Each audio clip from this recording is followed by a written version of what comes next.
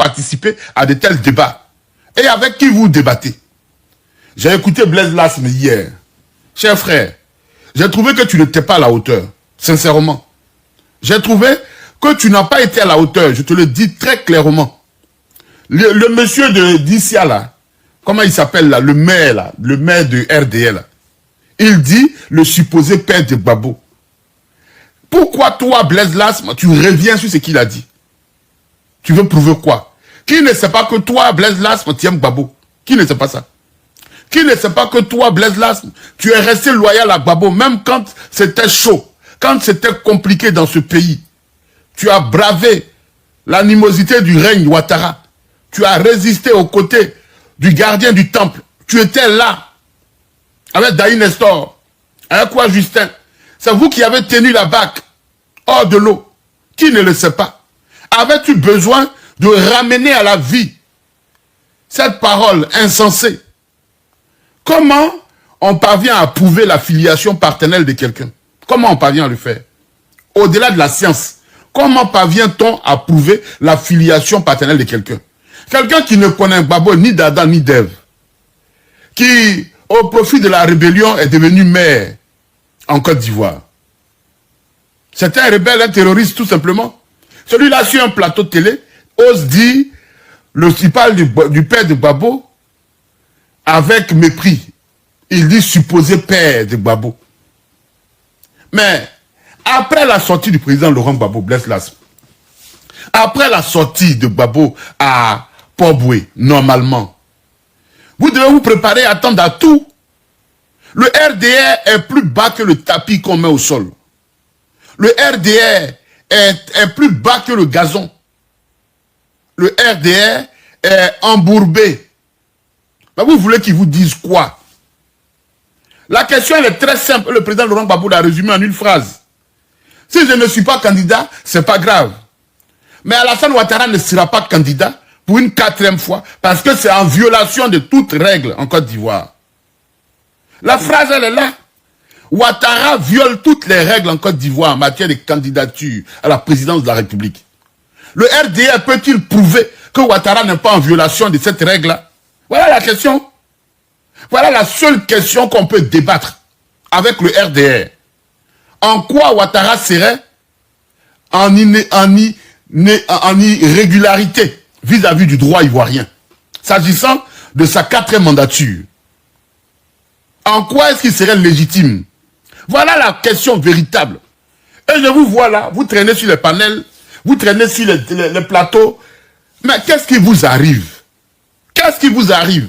Aujourd'hui, c'est vous que les gens veulent écouter. On ne vous cherche pas. On veut vous écouter, on veut vous entendre. Quoi, Justin? C'est vous qu'on veut entendre. Les enfants de Gbagbo là, c'est eux qu'on veut entendre. Qu'est-ce qu'ils ont dit de tels sujets? Que vont-ils faire? Que vont-ils dire? Que disent-ils? Donc ce n'est pas le lieu, le problème. C'est vous qu'on veut entendre. Et vous allez prêter cette aura-là, le bonheur que vous représentez, vous allez le brader sur des médias qui n'ont pas de sens. Les frères, est-ce que vous vous posez de bonnes questions? Est-ce que vous vous posez les vraies questions? Quelle place vous occupez quand vous allez sur les médias où on va insulter Gbagbo? Où vous ne pouvez pas vous amuser à insulter Ouattara? Où vous allez passer votre temps à reprendre votre contradicteur. Oui, il a dit ça, il ne devait pas dire ça. Mais qu'est-ce qu'un militant RDR peut vous dire? Un certain Kokora qui a passé son temps à s'inventer une vie sur TikTok. Aujourd'hui, il passe à la télé. Je vais vous donner une belle image pour que vous puissiez comprendre. Généralement, dans les maisons, les enfants là, qui ont des dents de lait, qui ont des dents qui poussent légèrement, qui ne peuvent même pas manger les plats résistants de la maison, c'est à eux qu'on donne les os. Et vous allez voir les enfants, quand on leur remet les os là, soit l'os de la cuisse du poulet, ou bien même les enfants, ils aiment quand c'est gros. Donc on a mangé un gigot là qu'on a fait passer au four, on leur remet l'os. Le repas est fini depuis 3 heures du temps, l'enfant là. Il va se balader avec son os dans la maison. On arrive, on a le sentiment que c'est lui qui a le plus mangé. Pourtant, il n'a rien mangé à table. Déjà, son estomac est petit. Donc, il n'a pas mangé du tout. Mais c'est lui qui a le plus gros os de la maison. Il se promène avec ça. C'est ce que Kokora est en train de faire. 15 ans durant, Ouattara a pompé, a fait chier les Ivoiriens. Kokora n'a rien eu. Il n'a rien mangé. Au point où il est obligé d'être aux États-Unis. À la chute du règne Ouattara, lui, Kokora, on lui donne l'os comme l'enfant de la cour, il se promène avec l'os. C'est ce que Kokora est en train de faire. Donc, que ne va-t-il pas dire pour mériter son os qu'il tient? Pendant que les Madou Touré là ont amassé de l'argent pour leur asile. Oui, ils ont amassé de l'argent. Ils ont caché l'argent dans des paradis, dans des pays bizarres, pour pouvoir demain s'infiltrer de la Côte d'Ivoire. Kokora là, combien a-t-il eu? Est-ce qu'il pourra même vivre aux États-Unis, là où il y a des Ivoiriens qui le connaissent, qui l'ont déjà vu? Est-ce qu'il aura les moyens pour pouvoir vivre aux États-Unis? En catimini, en cachette? Est-ce qu'il aura les moyens de pouvoir mener la vie qu'il mène aujourd'hui aux États-Unis? Non, parce qu'il n'a rien eu. Donc, un tel malheureux personnage, quand il passe sur un plateau, qu'êtes-vous en droit d'entendre de lui? Je dis bien entendre. Que va-t-il se gosier à véhiculer? Que des bêtises. Véritablement, Kokora ne peut que raconter des bêtises. Et voilà de tels plateaux où des minants intellectuels, des jeunes aguerris, au débat, ils vont se mettre sur des plateaux et à se disputer des insanités. Qu'est-ce que vous allez faire débat avec le rebelle de mer d'Issia? Quand vous regardez votre niveau, qu'est-ce que vous débattez avec ces gens-là? Quel Ivoirien sensé n'est pas conscient que Ouattara doit dégager? A-t-on besoin de débattre sur NCI pour convaincre l'Ivoirien que Ouattara, là, il doit dégager de la tête de la Côte d'Ivoire? La nouvelle génération à qui vous voulez faire entendre je ne sais quoi, à quelle raison? Cette nouvelle génération-là, elle est née d'une génération qui a existé. Ce ne sont pas des Ivoiriens qu'on allait ramasser au marché, qu'on a déposé à la maison. Ce sont des Ivoiriens qui sont cette jeunes, mais qui appartiennent à des familles qui sont structurées. Et ces familles-là ont subi ce que la Côte d'Ivoire a connu. On ne grandit pas du jour au lendemain. Même les enfants qui sont nés hier, là, ils savent ce qui se passe en Côte d'Ivoire. Il n'y a aucune influence qui se fait à la télé. Soit les parents sont irresponsables, donc ils entretiennent la bêtise, mais il n'y a aucune influence qui se fait à la télé. Les parents sont les premiers éducateurs.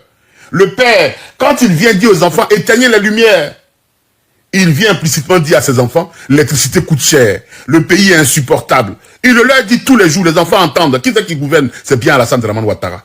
Ce n'est pas à la télévision que les enfants apprennent que la vie est chère. Ce n'est pas à la télévision que les enfants apprennent qu'il y a un pont. L'enfant qui vit à Mankono, là, il ne voit pas le pont qui a été construit à Port-Boué, qui a été construit je ne sais où à Abidjan. L'enfant qui vit à Gagnoa, il ne sait pas qu'il y a un pont à Mankono. Il n'est pas au courant de ça. Non.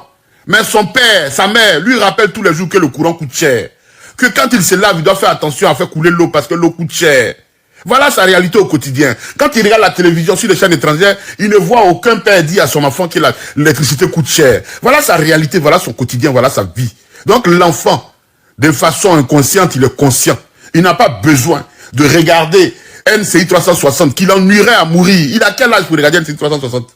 Quel enfant, à l'heure de diffusion d'NCI 360, est devant sa télévision pour regarder NCI? Il ne va pas chercher un match qui est en train d'être joué dans un pays sérieux où les images sont belles à regarder. Il va venir s'asseoir devant NCI 360. La NCI 360, elle est valable que pour des gens, que pour certaines personnes. Je profite de l'occasion pour m'adresser à quelqu'un qui s'appelle Johnny Pacheco. Si les gens peuvent aujourd'hui se permettre de dire des incivilités pareilles au point de dire, oui, le supposé père de Babo, c'est bien de toi que c'est venu, cher frère. C'est de toi que c'est venu. Voilà des gens qui, quand ils vont manger, ils s'oublient. Et puis ils racontent, ils inventent des histoires. Toi, tu n'as aucune importance, personne ne parle de ton père. Mais tu t'es pris d'aller sur un plateau, de faire des lives et de raconter une vie sur la filiation paternelle de Babo. Toi qui ne connais même pas Babo. Tu as vu où les mensonges vous emmènent? On peut critiquer quelqu'un, on l'a tous fait. Quand on n'est pas en harmonie avec quelqu'un, on peut le critiquer. Mais de là, aller inventer des histoires aussi graves. Tu as vu où ça mène les gens? Et aujourd'hui, je te vois faire des lives. Tu vois comment ton audience est en train de dégringoler? Parce que c'est l'incohérence, l'inconséquence là. C'est ça que tu vas payer, frère. C'est ça que tu vas payer cash. C'est ton incohérence là. Ton inconséquence. Les Ivoiriens ont donné le sentiment de te regarder un moment, mais ils ont compris encore que même là encore, tu vas aller chercher l'argent de Soro. On n'a qu'à dire merci à Soro. Johnny, il faut te ressaisir. Hein. La Côte d'Ivoire là, du laisser aller là, va pas être celle de demain. Hein. On va vers une Côte d'Ivoire de méritocratie. Tu avais toute la chance de devenir un homme heureux.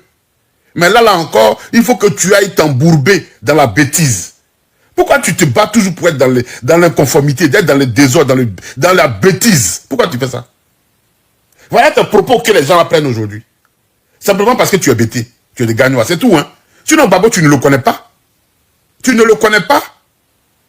Mais ce qui est intéressant ici, c'est que Laurent Gbagbo est né en Côte d'Ivoire. Il a grandi régulièrement avec des gens de son âge. Il a fait ses pas et ses classes en Côte d'Ivoire. Donc les gens ont vu papa l'accompagner à l'école. Les gens ont vu papa être avec lui. Les gens ont vu un enfant dans sa croissance.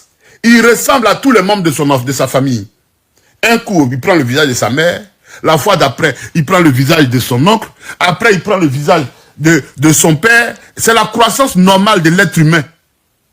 Un homme, quand tu le regardes, selon le profil d'observation, tu peux apercevoir le visage d'un membre de sa famille. C'est comme ça. Tu peux même voir jusqu'à son grand-père dans son visage. C'est comme ça un enfant. Laurent Gbagbo, il a des condisciples ivoiriens. Pour ceux qui ne le sauraient pas au RDR, à l'école, là, ceux à qui tu vas à l'école sont tes camarades.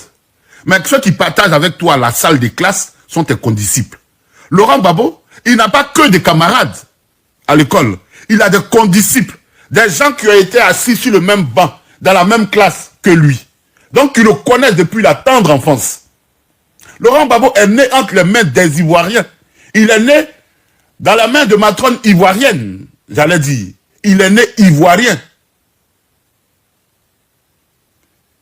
Il n'est pas devenu ivoirien. Il est né ivoirien. Et sa filiation paternelle n'a aucune souffrance. Non, elle n'a même pas besoin d'être expliquée. Ce qui est intéressant dans cette affaire, sa fille, il a eu avec Simone des jumelles. Prenez le visage de sa fille. J'aurais aimé mettre cette image ici.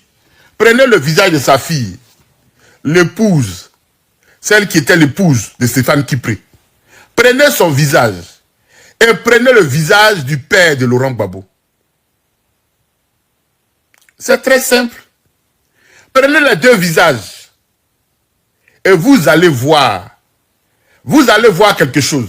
Mais il a fallu un Johnny Pacheco qui, pour des raisons pécuniaires, a débité quelque chose comme ça. Je ne mettrai pas la photo, ça va vous aider, vous qui faites des panels là.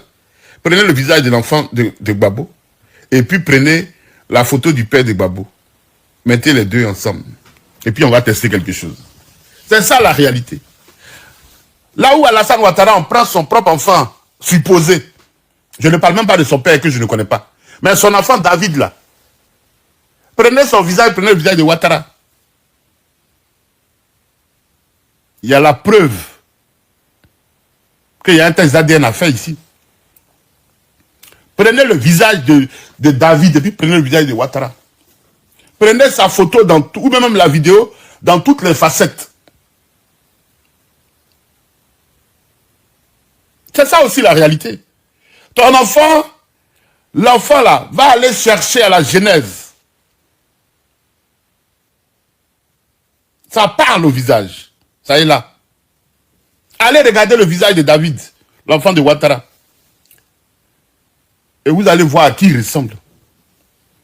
S'il n'y a pas besoin en urgence de faire un test ADN. C'est une question. Hein. Moi, c'est ce à quoi, c'est à cette conclusion que je me suis arrêté.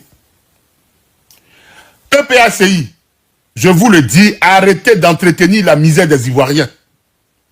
Quand vous participez à des débats sur NCI, vous entretenez la misère des Ivoiriens. Parce que vous entretenez l'illusion d'une démocratie. Et en Côte d'Ivoire, il n'y a pas de démocratie. Vous ne pouvez pas avoir un média où on donne le sentiment de tout dire, où en vérité, vous n'avez pas le droit de dire plus que les autres. Oui, parce que sur un plateau normal, sérieux, on est en droit de parler de la filiation de Dramane Ouattara, qui n'est pas ivoirienne, cette filiation. Sa filiation, qu'elle soit maternelle ou paternelle, elle est voltaïque. Alassane Ouattara est voltaïque, burkinabé de père et de mère. Eux-mêmes, antérieurement, burkinabé, donc voltaïque. Vous ne pouvez pas le dire sur un plateau. Mais un tel plateau, où vous ne pouvez pas dire pas ce que vous pensez, mais ce qui est vrai, dès lors, vous n'êtes pas les bienvenus sur ce plateau-là. Blaise Lasme. Vous n'avez pas votre place sur ce plateau-là. À un moment, il faut arrêter. Vous êtes ceux qu'on veut entendre. Pourquoi vous obligez à aller entretenir l'audience d'un média qui a besoin de vous pour exister? NCI est né en 2019, le 12 décembre 2019. Qui regardait NCI en Côte d'Ivoire? Ça intéressait qui? Qui allait perdre son temps pour regarder Live TV? Qui regardait? Poser des questions aux gens. Bon, il y a Sidiko qui était encore à Paris, qui n'était pas à Abidjan. Mais il faut demander à Blaise Lasme. Il faut demander à comment il s'appelle, à quoi Justin. Quel était le poids de ces médias-là avant que vous choisissiez à partir de 2021 d'être régulier sur ce média? Quel était le poids? Et les Ivoiriens regardaient-ils ces médias-là? Non, ça ne les intéressait pas. C'est vous qui intéressez les Ivoiriens. PPACI, il faut arrêter d'entretenir l'illusion de la démocratie en Côte d'Ivoire. Il n'y a pas de démocratie. On ne peut pas aller sur NCI 360. C'est entretenir l'illusion de la démocratie. Et ça, c'est une faute grave. C'est une faute grave. Je vais adresser ce matin un message à Sis Savané, en charge de la communication au PPACI. C'est le patron de PPACI TV. Il faut en faire un média sérieux. Les images sont caduques, d'une antériorité pré-coloniale. Quand on regarde NCI, souvent, quand on regarde PPACI TV, on a le sentiment de regarder la Côte d'Ivoire pré-coloniale. Ce n'est pas normal. Avec tous les moyens techniques existants aujourd'hui, on ne peut pas avoir un média en ligne où Laurent Gbagbo soit en blanc-noir. Ce n'est pas normal. Laurent Gbagbo va sortir en noir et blanc. Pendant que ceux qui sont assis là-bas, depuis le téléphone portable, le voient en couleur. Quand tu vas aller regarder sur PPACI TV, Laurent Gbagbo est en blanc-noir. On aurait dit en 1972, avant l'avènement de la télé couleur en Côte d'Ivoire. C'est très grave. Et ça, c'est Sis Savané qui doit revoir son job. L'équipe avec laquelle tu travailles est incompétente. On ne peut pas, depuis le 17 octobre 2021, avoir un média en ligne et ne pas être capable de l'améliorer. Quand vous faites même des plateaux, vous avez des problèmes de lumière. Vos invités, leurs ombres sont perceptibles. Ce n'est pas normal à la télévision. Quand on fait une télévision Web TV, on ne peut pas voir comment on appelle l'ombre des gens qu'on a invités. Non. Les lumières, juste avec 5 millions de francs CFA, grâce à la Chine, on peut monter une Web TV et un média avec même diffusion d'écran vert derrière, sans problème. On n'a plus besoin de 300 millions pour créer une télé. J'ai dit bien 5 millions de francs CFA, 8 000 euros.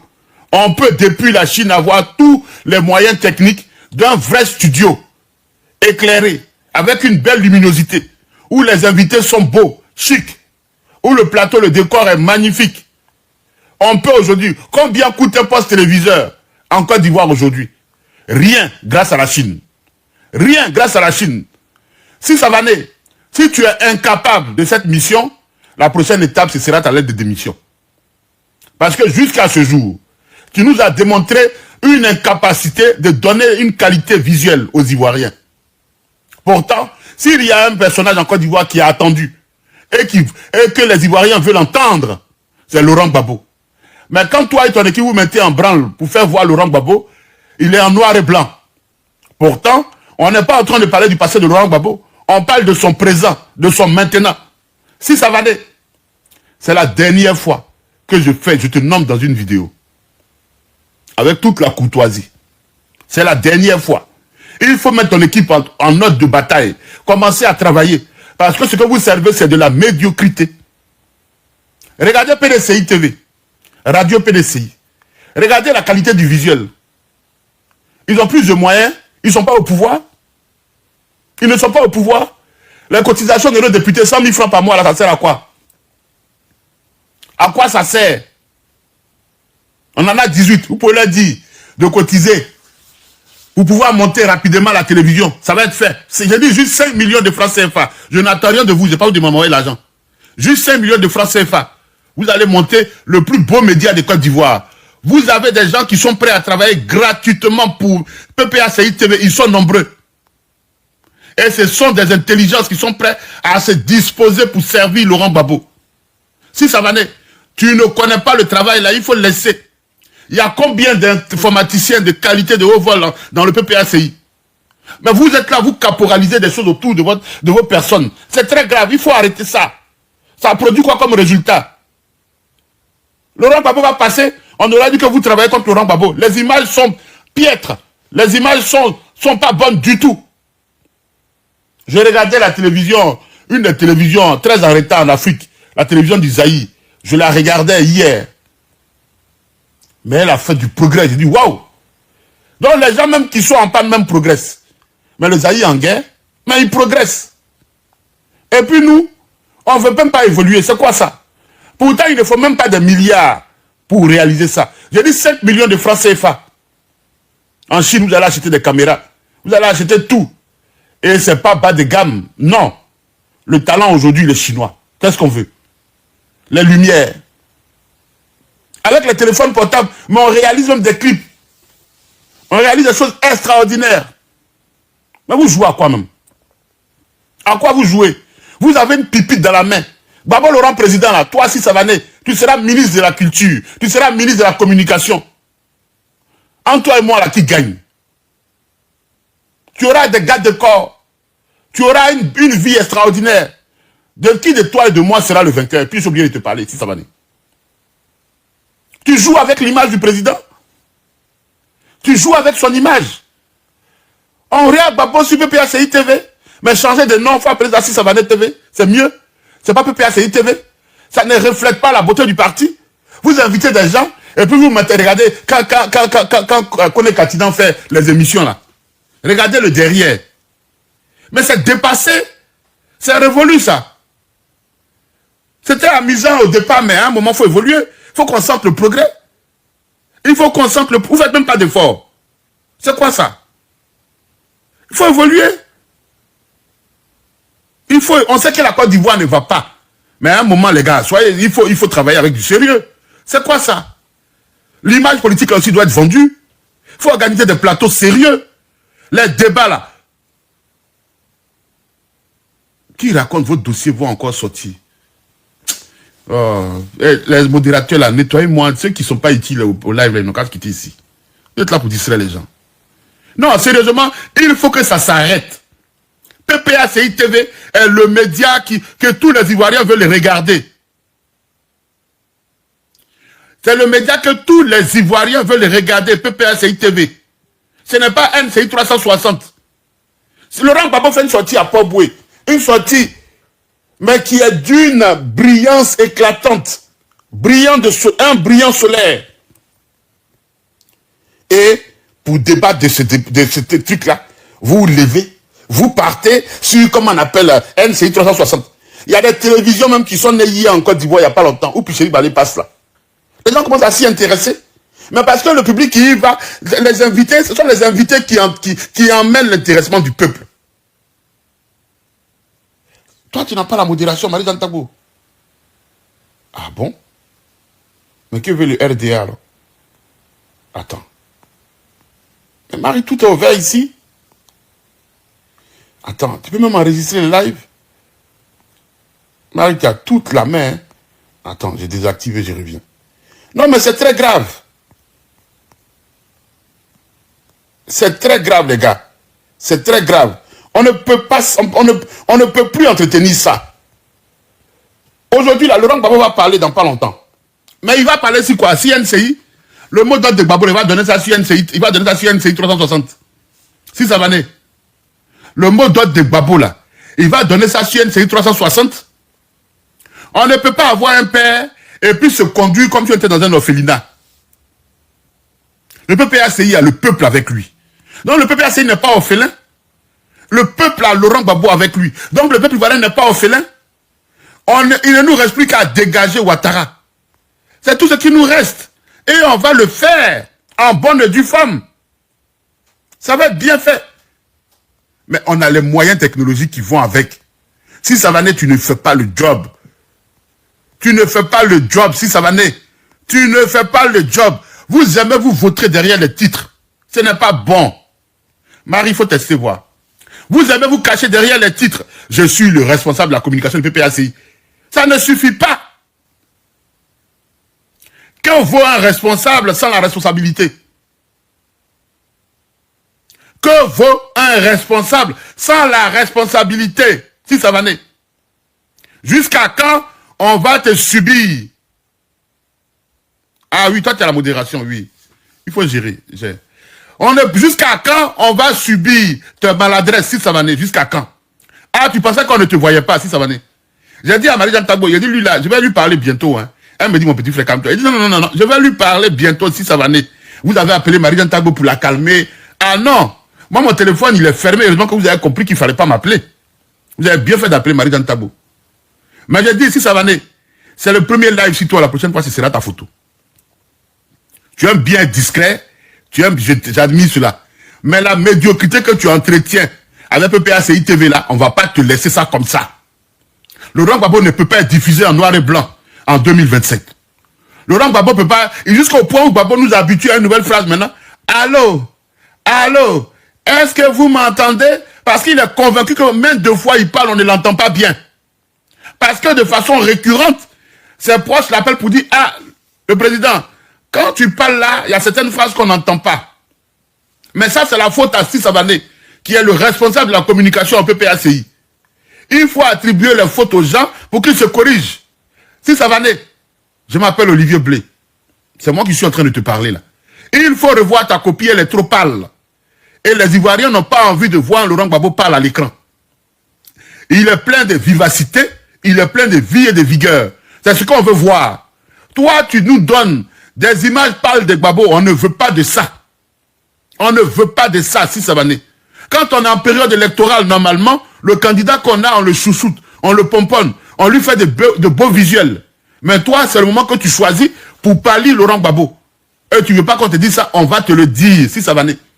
Tu as été promu à ce poste, la fête a été faite, tu as dit à toutes tes connaissances que tu étais le responsable de la communication du PPACI. On t'a ovationné, c'est bien. Mais voilà maintenant 3 ans que tu ne fais pas le job. Car à chaque sortie de Laurent Gbagbo, tu régresses. Au point où Laurent Gbagbo a oublié de dire « Allô, allô, est-ce qu'on m'entend? Allô, est-ce qu'on m'entend? Est-ce que vous m'entendez ?» Ce n'est pas le rôle de Laurent Gbagbo. Non. Est-ce qu'avant toi, Laurent Gbagbo disait « Allô » avant que tu ne sois promu à ce poste-là? Est-ce que Laurent Gbagbo, quand on lui donnait un micro pour parler, est-ce qu'il disait « Allô, est-ce qu'on m'entend » Mais c'est parce que de façon récurrente, on lui a rapporté qu'il n'est pas bien entendu, que le son n'est pas bon, que les images ne sont pas belles. Si ça va aller, il faut te ressaisir. Ton job is bad, no correct job. Tu as compris? Il faut te ressaisir. Il faut te remettre au travail si ça va aller. On ne peut pas regarder en 2025 Laurent Gbagbo en noir et blanc. On n'est pas en 1972, parce que la télévision est arrivée en Côte d'Ivoire le 5 août 1973. Donc, on ne peut pas se conduire comme le 4 août 1973, quand la télévision couleur n'existait pas en Côte d'Ivoire. Et ça, c'est si Savané. Il faut dénoncer ça.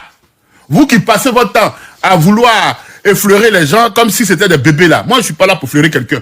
On est là pour un combat sérieux. Ouattara doit dégager. Et on doit utiliser tous les moyens de communication. Tous les canaux de communication sont à être mis à l'usage ici. On doit les utiliser par abus. Laurent Gbagbo doit s'exprimer. Sur quel média va-t-il parler? Parce que le mot d'ordre, il va le donner. Ça, c'est sûr. C'est la certitude vers laquelle on va. Je profite en même temps pour parler. Marie-Jeanne Tagbo me l'a interdit, mais je vais parler. Je dis, ceux qui sont prêts à lever une armée, je ne sais pas quoi, il ne faut pas endolorir le peuple. Le peuple ivoirien, là, il ne faut pas l'endormir. Il faut arrêter ça. Il ne faut pas endormir le peuple de Côte d'Ivoire. L'Ivoirien n'a besoin d'aucune armée pour dégager Ouattara. On a juste besoin de 1 million d'Ivoiriens dans les rues d'Abidjan. Ouattara n'est plus au pouvoir. On n'a besoin d'aucune armée extérieure, même pas l'armée de Côte d'Ivoire. On n'a besoin d'aucune armée. Il ne faut pas donner la légitimité de la barbarie à un sanguinaire, à un terroriste, le cas d'Alassane Dramane Ouattara. Parce que quand vous dites qu'il y aura des gens en âme qui vont venir épauler le peuple, vous donnez implicitement ici l'occasion à un ténébreux, à un dictateur, à un criminel dans la personne d'Alassane Ouattara de tirer sur les populations aux mains nues. On a déjà été victorieux aux mains nues. Ouattara n'est rien face à Gueye Robert. Mais on a vaincu Gueye Robert aux mains nues. Gueye Robert était armé, il nous a tiré dessus. Mais la finalité c'était quoi? Gueye Robert est parti, la queue entre les jambes.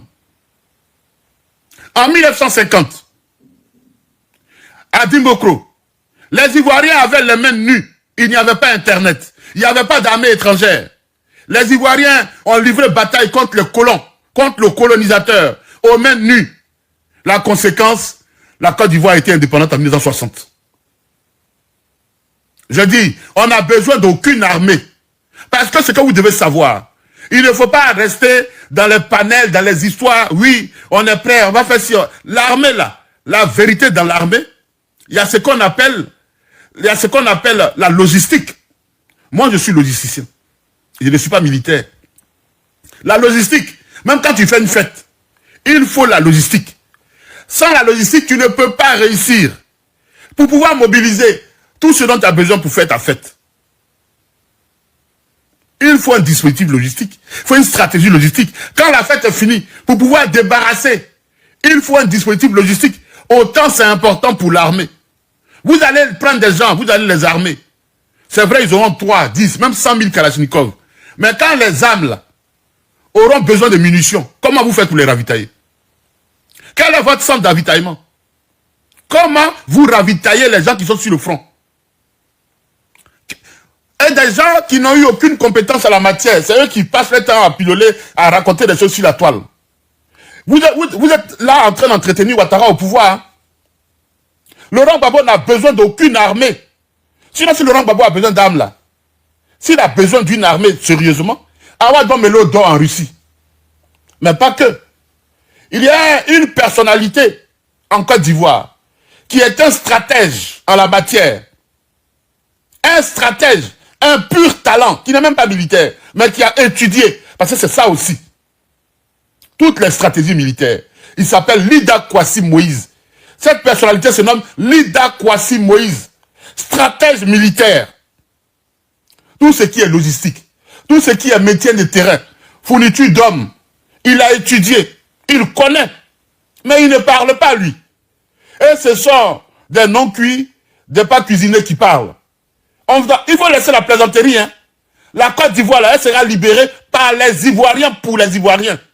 Il ne faut pas distraire le peuple qui va rester à la maison à l'idée qu'il y a des gens qui sont en train de s'organiser pour venir avec des armes. Soro Guillaume là, pourquoi n'a-t-il pas réussi à renverser Ouattara? Ce n'est pas une plaisanterie ça. Ce n'est pas une plaisanterie. Lui qui a été au fin de la rébellion, pourquoi n'est-il pas parvenu à renverser la tendance depuis? Tout ce qu'il a essayé a été sanctionné par un échec. Pourquoi? La solution là, c'est le peuple de Côte d'Ivoire. Sortez de vos états de rêverie. Sortez de vos chimères. Il faut arrêter de mentir aux gens. Aucune armée. Celui qui allait s'organiser quelque part, ça c'est pour sa propre personne. Il ne fait pas ça pour le peuple de Côte d'Ivoire. Il faut qu'on soit honnête et sérieux à un moment. Laurent Gbagbo ne compte sur aucune armée. Il ne compte sur aucun militaire. Quand il dit à Ouattara de porter son slip, son string, et de bien se placer, ils vont se battre, lui, Laurent Gbagbo, compte sur le peuple de Côte d'Ivoire. Il ne compte pas sur l'armée de Côte d'Ivoire. Il ne compte pas sur le Burkina militaire. Il ne compte pas sur Soro Guillaume. Il ne compte pas sur la Guinée, le Mali, le Ghana. Il compte sur les Ivoiriens. Rappelez aux Ivoiriens que Laurent Gbagbo compte sur lui.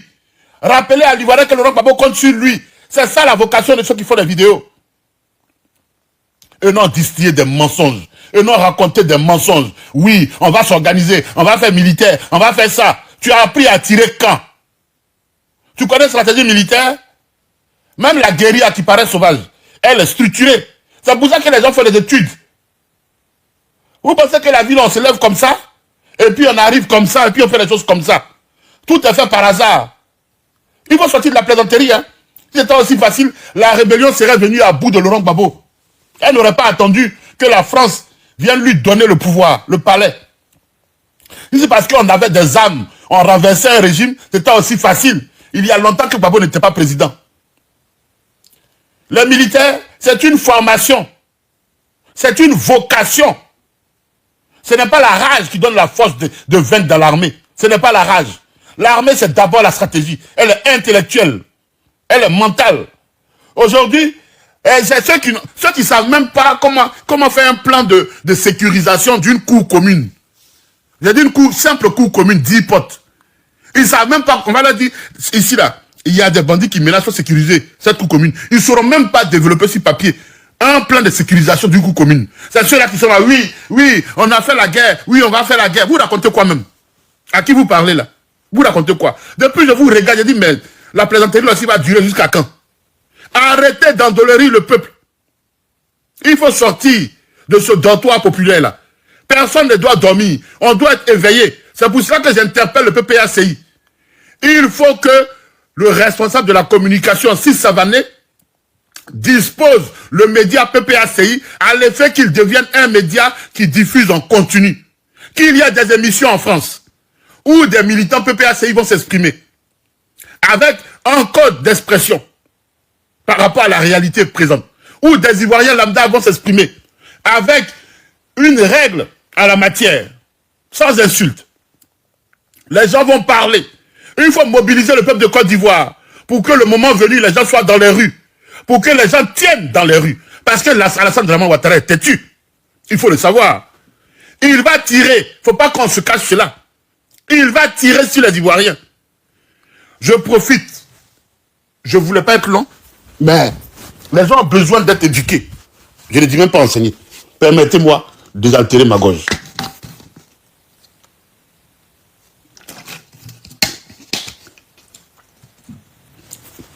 Je dis,